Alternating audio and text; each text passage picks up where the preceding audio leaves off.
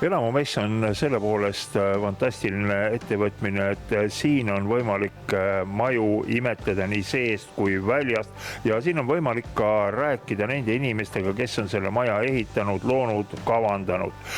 Üks meie valik või õigemini üheks meie valikuks siin messil on Pinska maja. Miks selline nimi, millega see seotud on? Eks ikka enne kõike sellepärast, et Pinska maja tehas on selle maja teinud kogu oma kontserni uhkuses. Et kõik, mis siin maja peal näha saab, on Pinska looming 3 erinevas tehases. Et suuresti saab siin näha Pinska liimpuitu, Pinska fermid, Pinska seinaelemendid, kõik, mis puidust teha saab, on tehtud Pinskal. Mingit osa me sellest majast siit näeme, see, mis peidus ei ole liimpuitu, ma eristan siit välisvooder, aga räägi natuke sügavuti, et kuidas Pinska majad kokku pannakse. Majade ehitamise loogika on siis puitkarkassmajad ja tema võlu on selles, et suurem osa sellest tehakse ära tehases ja koha peal on ainult siis elemendid omavahel kokku panna, teha viimistlustööd ja kliendile üle anda, et töövõlu peaks olema selles, et platsi ehitust on minimaalselt ja kõik hästi kiiresti.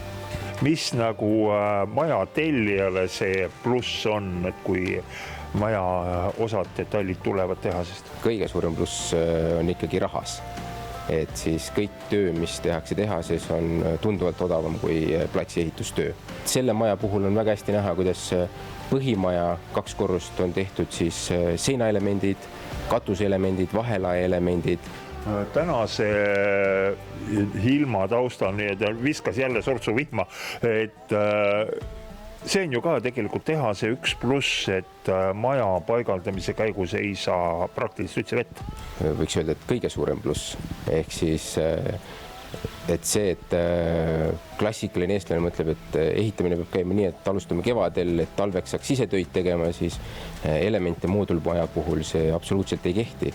Et mõte on selles, et kui vundament saab enne külma tehtud, siis kannatab tõesti talv läbi maja ehitada. Tuleme siia maja hinna juurde veel tagasi. Tavaliselt nurgakivis ma rahast ei räägi, aga kuidagi sa tekitasid minus soovi küsida seda niimoodi. Teil on Pinskas sisuliselt kõik liinid olemas, majaelemendid, fermid, liimpuit. Kas selline nii-öelda ühe katuse all tootmine, see mõjutab teie majade hinda ka? Absoluutselt. Et kui me võtame puidu ette, väärindame seda enda kontserni siseselt ja anname siis kliendile tarbida sellest, seda võiks nimetada täna üheks meie trumbiks, et me kõik teeme ise ja pakendame ära ja viime kliendi juurde. Kodulehekülje peal on meil tüüplahendused olemas, aga see on nagu assortiikarp, et sa näed, mida on võimalik teha. Aga tegelikkuses töö algab sellest, et klient tuleb laua taha, ütleb, et mulle meeldib see maja, aga ja see meie paindlikkus täna majasiselt on olemas teha kõike, mis peale seda aga tuleb, ehk siis 99% majadest, mida me teeme, on custom made majad.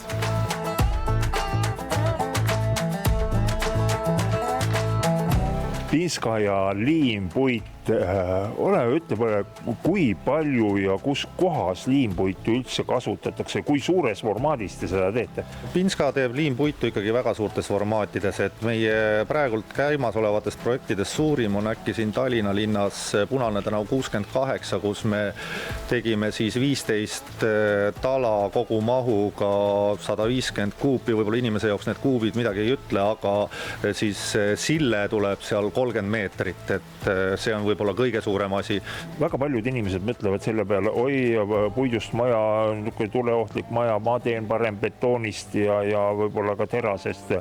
Mida sa puidu inimesena ütled selle jutu peale? No siinkohal ma tahangi võib-olla harida seda, et nii suured talad, et liimpuidul näiteks puudub Euroopa Liidu standard tuleohutuse koha pealt. Kuidas saadakse tuleohutus liimpuidule? Liimpuidule saadakse see üledimensioneerimise tehes sees ja siinkohal, et täna miks leiavad suurtes tootmishoonetes ja kasutust just liimpuittalad, sest juhul, et kui on tulekahju, siis metall väändub kuumusega läbi, aga liimpuit jääb hoidma võiduka lõpuni ja ta laseb ikkagi selle hoone ära kustutada, pärast küll tulevad need ilmselgelt välja vahetada, aga ta ei varise.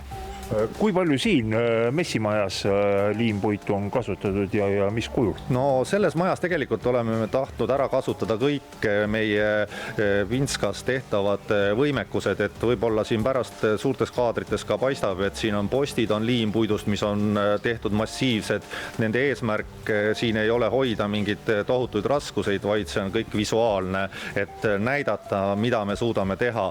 Et siin samamoodi Pinska tegemistest peale liimpuidu oleme me kasutanud siis värvitud voodrilauda, mis on meie üks tootmisharudest ja ka katuse konstruktsioonides ogaplaatferme. No, neid küll kahjuks enam siin näha ei ole võimalik. Siin on sõlm seal selja taga, seal on näha. Aha, ja sõlmes seal veel saab, on ju, aga selles suhtes, et kui külastada meie kodulehte, siis seal on nagu kõik need meie erinevad tootmisharud ilusti väljas ja saab ilusti tellida, kui on vajadus ja ka meie spetsialistide abi, sest meil on ka majasiseselt olemas konstruktorid, kes aitavad teid arvutuste ja kõige muu sellega.